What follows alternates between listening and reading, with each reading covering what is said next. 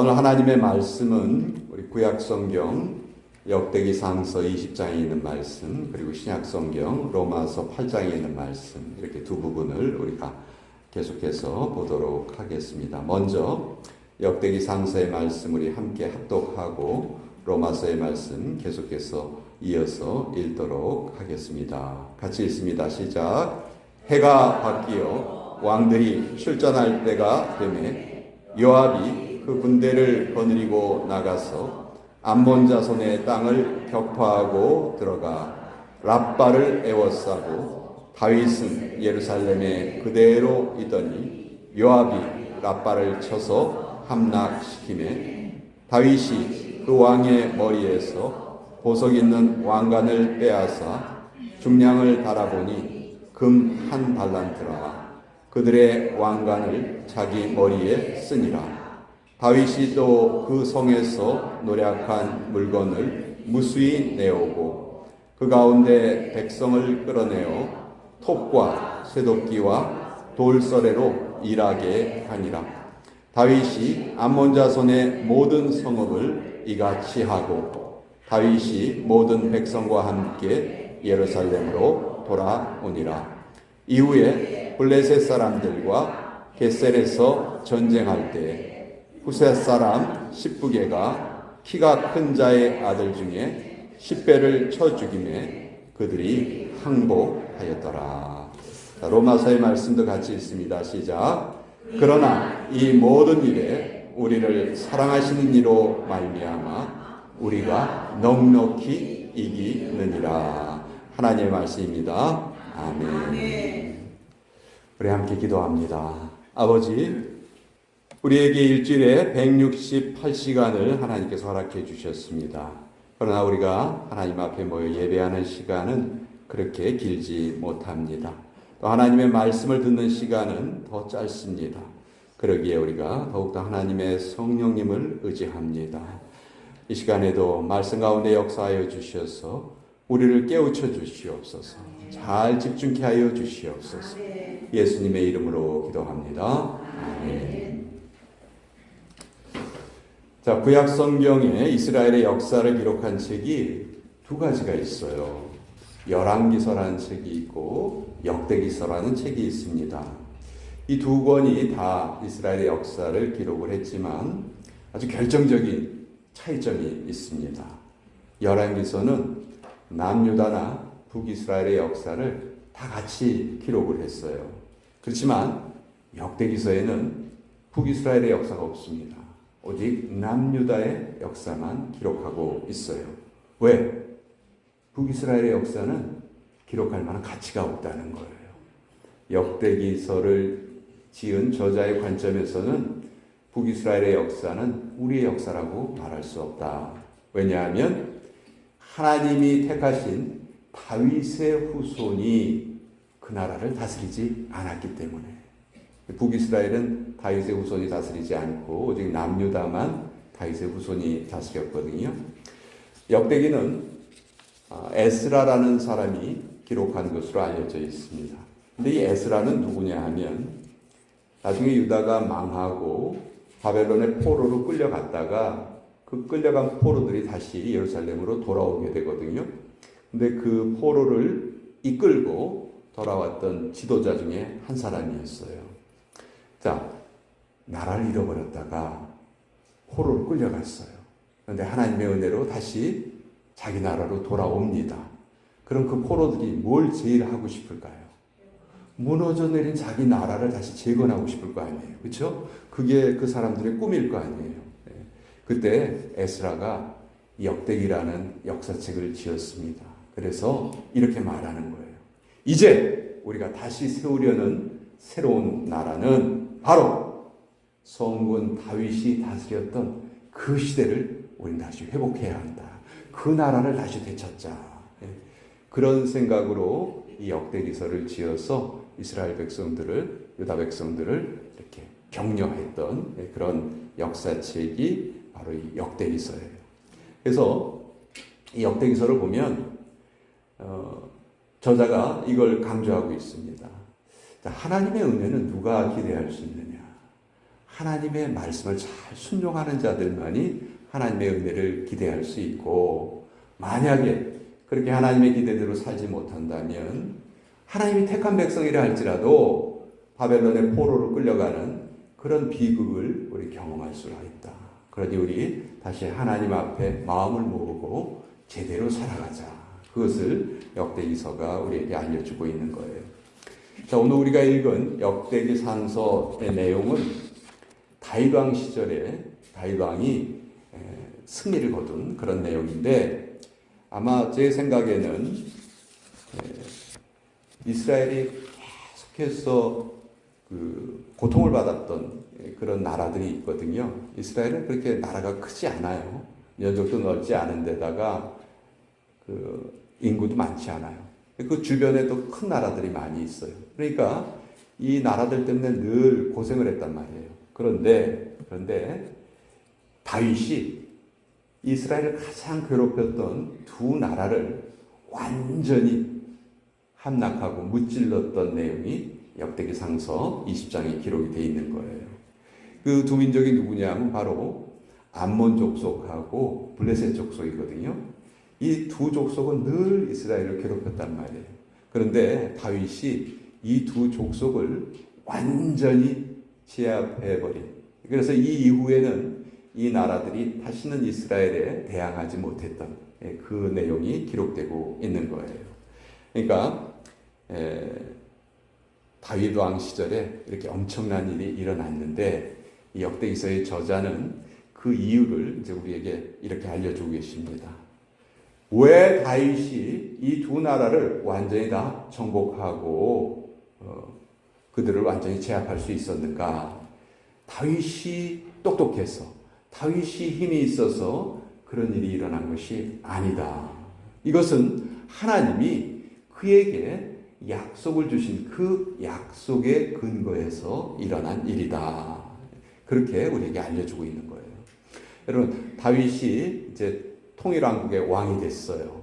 그러고 나서 다윗에게는 두 가지 꼭 하고 싶은 일이 있었습니다. 여러분이 한 나라의 왕이 되면 뭘 하고 싶으실까요? 네? 뭘 하고 싶으세요? 여러분이 왕이 됐어. 그럼 뭘 하고 싶으세요? 여봐라, 내 침실을 새롭게 꾸며라. 다윗은 이런 생각하지 않고요. 뭘 제일 하고 싶었냐면, 하나님의 법궤가 그때 예루살렘에 없었어요. 그러니까 하나님의 법궤를 예루살렘으로 모셔와야 되겠다. 그래서 그걸 모셔옵니다. 그리고 모셔온 다음에 저 법궤를 안치할 수 있는 하나님의 집을 내가 지었으면 좋겠다. 이 두 가지가 다윗이 왕이 된 다음에 늘 마음속에 가지고 있던 소망이었어요. 그러니까 하나님이 다윗의 마음을 얼마나 기뻐하셨겠습니까? 자기 침실을 잘 꾸미려는 것도 아니고, 자기 왕궁을 잘 세우려는 것도 아니고, 먼저 하나님의 법궤를 먼저 생각했던 거죠. 그래서 하나님이 이 마음을 너무너무 기쁘게 받으세요. 그래서 첫 번째 것은 허락을 하십니다. 근데 두 번째 하나님의 집을 짓는 것은 다윗에게 허락하지는 않으시고 그 아들에게 솔로몬이 지을 것이다. 그렇게 말씀하시고, 대신 네가 이렇게 나를 기쁘게 하는 그 마음을 가졌기 때문에 내가 너에게 복을 주겠다. 근데 그 복이 뭐냐 하면 사무엘하서 7장 9절에 하나님이 이렇게 약속을 해주세요. 내가 가는 모든 곳에서 내가 너와 함께 있어 내 모든 원수를 내 앞에서 멸하였은즉 땅에서 위대한 자들의 이름같이 내 이름을 위대하게 만들어 주리라. 이게 하나님이 다윗에게 주신 약속이었어요. 다윗의 그 하나님을 먼저 생각하는 그 아름다운 마음에 하나님이 이 약속을 주신 거예요. 네가 무슨 전쟁을 하든지 이길 것이다. 너의 이름이 존귀하게 될 것이다. 이게 하나님이 주신 약속이었어요. 그러니까 이 약속이 이후에 다윗이 했던 모든 전쟁에서의 승리의 원동력이 됐던 거예요. 승리의 원동력이 바로 하나님의 약속이었다는 것이죠. 그래서 이 역대상 20장에 나와 있는 암몬 족속을 물리치고 블레셋 족속을 물리친 이 사건은 가장 다윗 왕 시절에 통쾌했던 승리, 가장 넉넉한 승리, 이것을 우리에게 보여주십니다. 저는 이것이 우리 신약시대를 살아가는 우리 하나님의 백성들의 영적인 승리를 미리 보여준 사건이다, 이렇게 생각을 해요. 로마서 8장 37절에 그러나 이 모든 일에 우리를 사랑하시는 이로 말미암아 우리가 넉넉히 이기느니라. 어떻게 이긴다고요? 넉넉히 이긴. 가까스로? 넉넉히. 아둥바둥 이기는 것이 아니고 넉넉히 이긴다. 근데 무엇 때문에 그렇게 넉넉히 이긴다고요? 우리를 사랑하신 이로 말미암아. 다윗이 승리를 했던 것이 자기의 힘이 아니고 하나님의 약속에 근거했듯이 이제 우리의 영적인 싸움에서의 승리도 우리의 능력에 달려있지 않고 하나님의 능력에 달려있다. 이걸 말씀하고 계시는 거예요.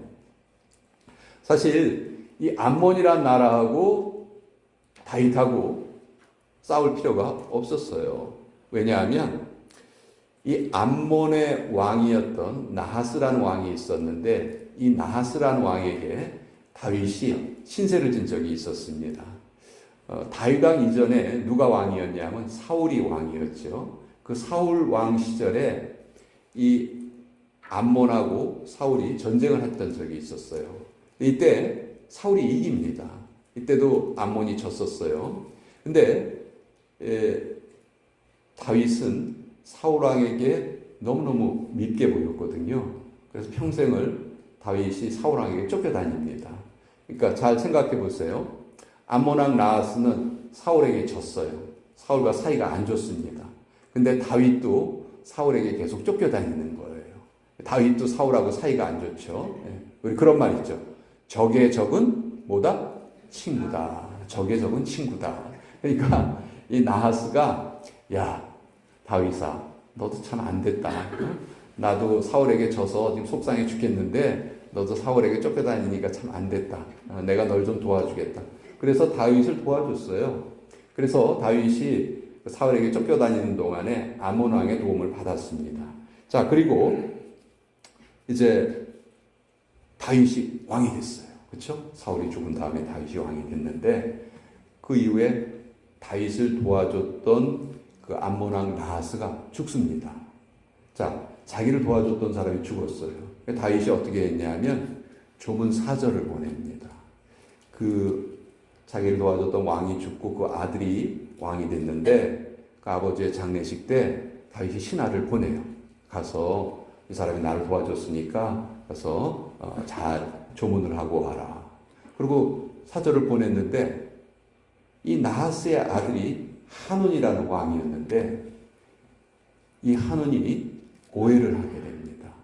다윗이 그때 힘이 강했기 때문에 다윗 자기 신하들이 뭐라고 말하냐면 왕이시여 이 사람들이 위험한 사람입니다.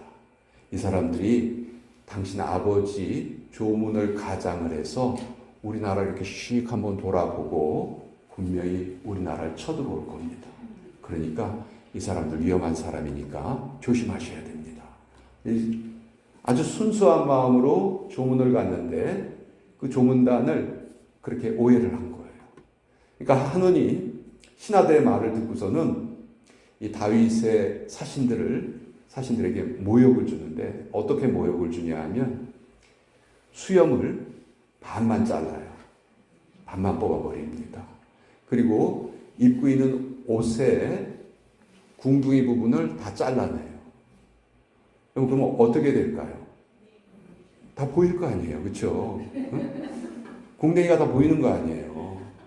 여러분 유대인들에게 이 수염은요. 특히 남자들에게 수염은 너무너무 중요하거든요. 이 수염이 잘렸다는 것은요.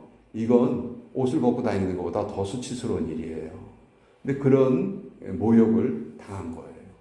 그러니까 이 사신들이 다윗 왕에게 돌아가지도 못합니다. 왜냐하면 다윗 왕에게 돌아가면 어떤 모습을 보여야 돼요? 수염이 잘린 모습을 보여야 되잖아요. 그것도 반만 잘렸으니까 완전히 다 잘린 것보다 얼마나 이상해요. 그렇죠? 게다가 옷도 궁뎅이가 다 보이고. 그러니까 다윗 왕에게 돌아가기를 주저해요. 다윗 왕에게 부탁합니다. 우리의 수염이 다 자랄 때까지 좀 기다려주세요. 그 다음에 다윗 왕에게 돌아가겠습니다. 여러분, 다윗이 이 말을 듣고 너무 화가 난 거예요. 자기가 베풀었던 호의를 그런 식으로 오해해서 자기 사절단에게 그런 무례를 행했잖아요. 그래서 이제 요압을 보내서 이 암몬을 치게 되는 겁니다. 자, 그러니까 이 전쟁은 사실 일어날 필요가 없는 전쟁이었는데 일어났고, 이때 다윗이 아까 하나님이 약속하셨잖아요. 네가 어떤 전쟁을 하든지 네가 승리할 것이다. 내가 너의 이름을 존귀하게 해줄 것이다. 하나님의 이 약속대로 요압이 이 암몬을 완전히 쳐 부숩니다. 그래서 그 암몬의 수도가 라빠라는 곳이었는데 그것을 함락을 시켜요. 암몬은 나름대로 저항을 했어요. 연합군을 막 만들고 막 했지만 이길 수가 없었죠. 그래서 이 요압은 다윗의 사절들에게 그 모욕을 주었던 암몬 왕을 죽여버립니다. 죽이고 그 왕관을 빼앗아서 다윗에게 그 왕관을 바치게 됐죠. 그리고 암몬 백성들은 노예로 삼아버렸어요. 톱질, 곡괭이질, 도끼질을 하는 노예가 되었다. 성경이 그렇게 말합니다. 그러니까 암몬이 이때 아주 철저하게 망해버린 거예요. 이스라엘을 그렇게 옆에서 참 큰 나라로 괴롭혔던 나라인데 완전히 망해버렸던 것이죠. 여러분, 이 다윗이 이렇게 넉넉하게 승리할 수 있었던 원동력이 무엇이었을까요? 왜 다윗을 대적하면 망할까요? 그 이유는 하나님의 언약 때문이죠. 내가 어디로 가든지 내가 너에게 승리를 주겠다. 이 말씀을 하나님이 하셨기 때문에 그 언약에 근거한 승리였다. 저는 오늘 우리 예수님을 믿는 우리도 이 다윗의 승리를 꼭 좀 마음속에 잘 새기고 믿었으면 좋겠어요. 왜냐하면 우리의 승리는 이미 보장되어 있기 때문에 그래요. 우린 다윗 왕국의 백성과 똑같습니다.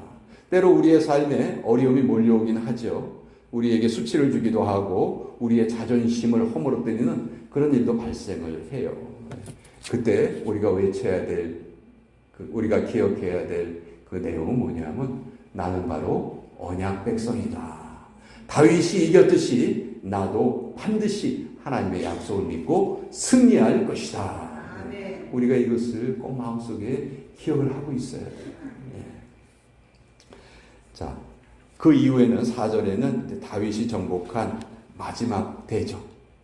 여러분, 이스라엘에 수없이 많은 적들이 있었어요. 그런데 딱 하나를 꼽아라.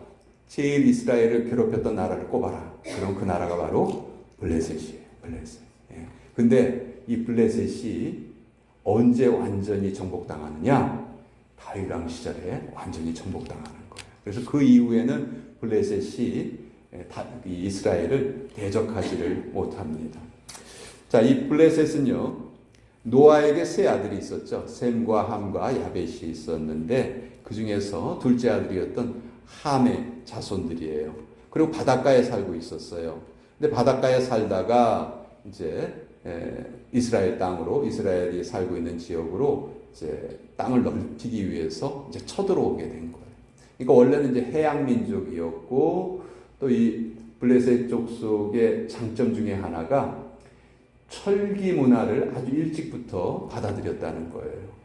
그래서 무기를 만들 때 쇠로 만든 거예요. 근데 이스라엘은 무슨 무기를 썼냐면 청동기, 구리로 무기를 만들었거든요. 여러분, 구리하고 쇠로 철로 만든 무기하고 서로 싸우면 어떻게 더 단단할까요? 철이 훨씬 단단해요. 구리는 700도면 녹아요. 700도로 녹여서 무기를 만들 수 있어요. 근데 쇠는, 철은 1300도가 넘어야 녹거든요. 그러니까 철기 문화를 사용했다, 무기를 사용했다는 것은 그만큼 문명이 발전했다는 거예요. 더 온도를 높이 올릴 수 있었다는 거죠. 자, 이 블레셋이 그런 철기 무기를 가지고 있었던 거예요. 그래서 늘 이스라엘을 괴롭힙니다.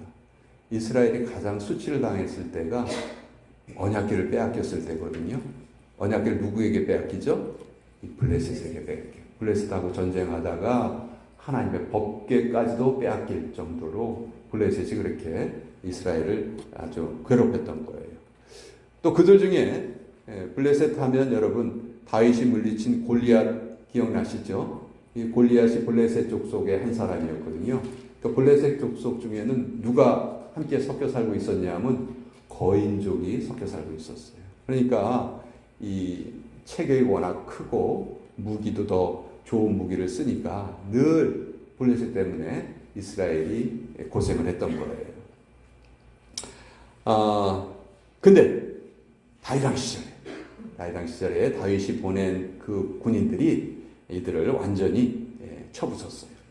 이 거인족을 보고도 물러서지를 않았던 거예요. 여러분, 맨 처음에 거인족 속을 향해서 달려나갔던 자가 바로 다윗이죠. 다윗이 소년 시절에 골리앗과 마주했을 때 그 골리앗을 물리치죠. 그때 다윗이 한 신앙 고백이 있어요. 아주 유명한 신앙 고백이죠. 너는 칼과 창과 단창으로 내 앞에 나오지만 나는 네가 모욕하는 만군의 여호와의 이름으로 너에게 나아가노라. 다윗이 골리앗을 마주했을 때 그 덩치 큰 거인 앞에서 기죽지 않습니다. 겁을 내지 않아요.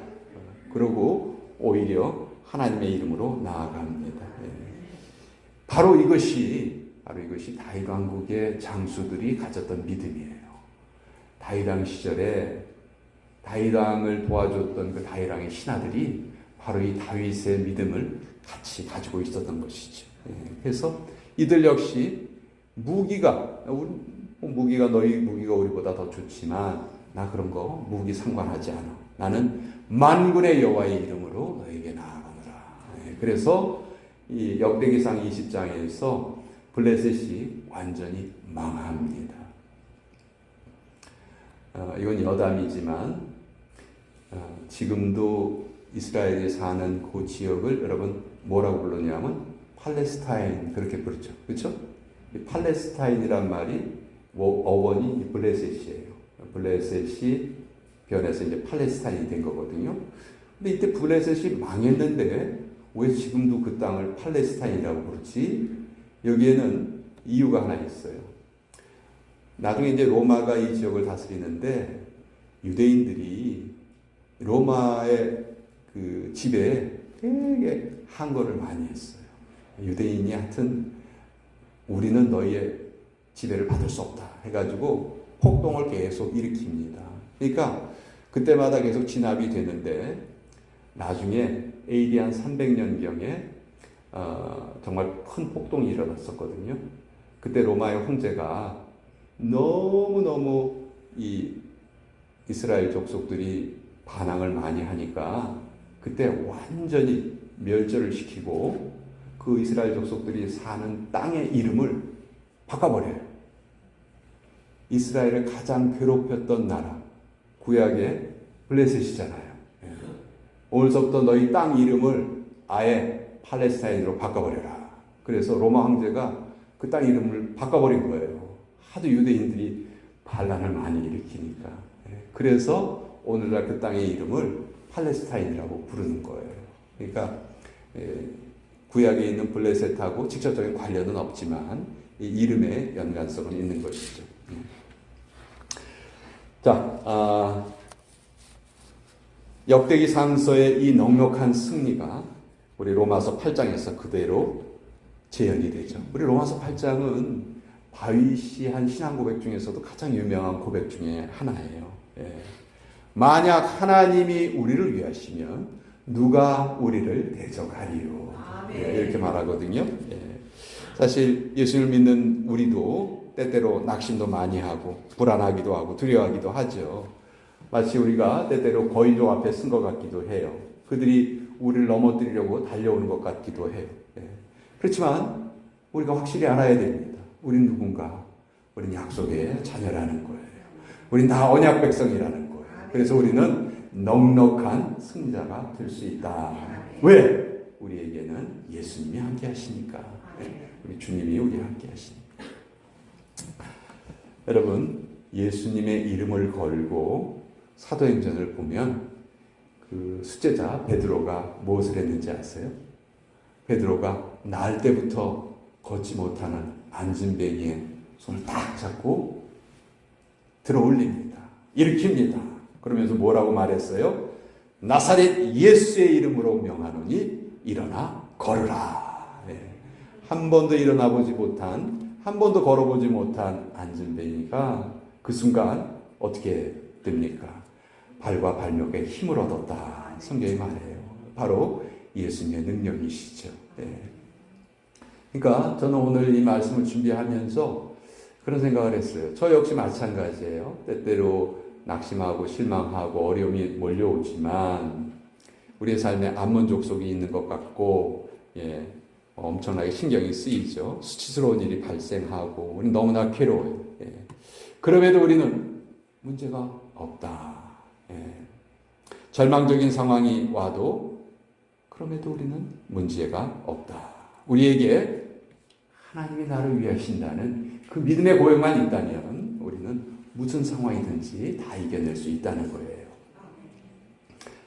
여러분, 독을 가진 동물 하면 여러분 뭐가 제일 먼저 생각나세요?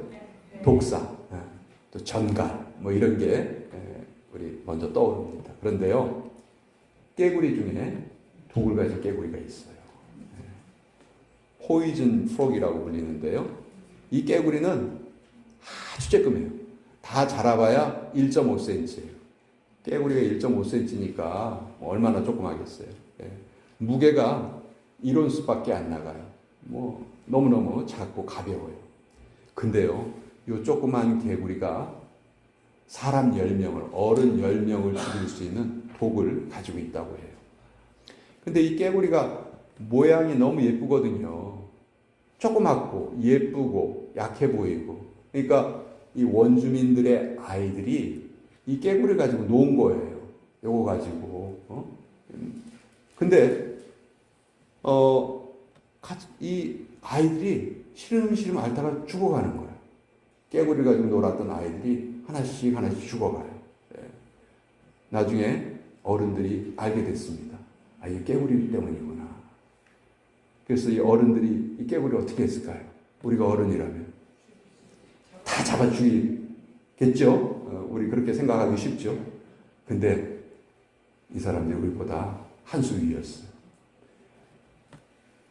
이 깨구리들을 잡아가지고 죽이지는 않고 어떻게 했냐면 독을 다 채취합니다.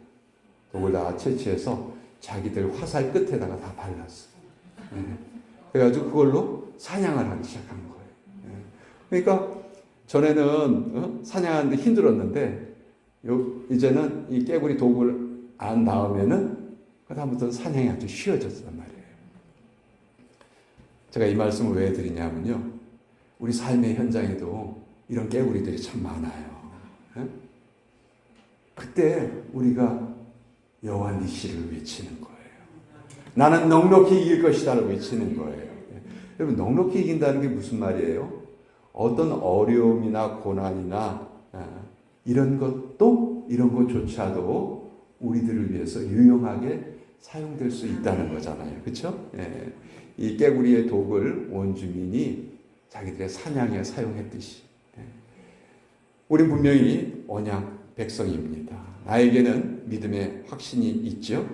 그렇다면 내가 어디로 가든지 하나님이 나와 함께 하시겠다 약속해 주신 그 약속이 유효한 것입니다. 그렇죠?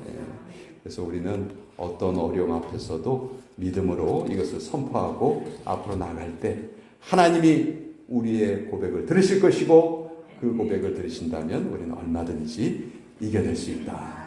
넉넉한 승리자가 될 수 있습니다. 우리 기도하겠습니다. 아버지 하나님, 주님의 은혜를 감사드립니다. 참 이 세상에 환난도 많고 공고도 많고 핍박도 많고 역경도 많지만 이 모든 일에 우리를 사랑하시는 이로 말미암아 우리가 이깁니다. 넉넉히 이깁니다. 아버지 하나님, 오늘 이 시간 우리에게 이 같은 믿음을 주셔서 아무리 힘들고 어려운 상황에서도 담대히 신앙생활 할 수 있는 크신 축복을 우리 한 사람 한 사람에게 부어 주시옵소서. 예수님의 이름으로 기도합니다. 아멘.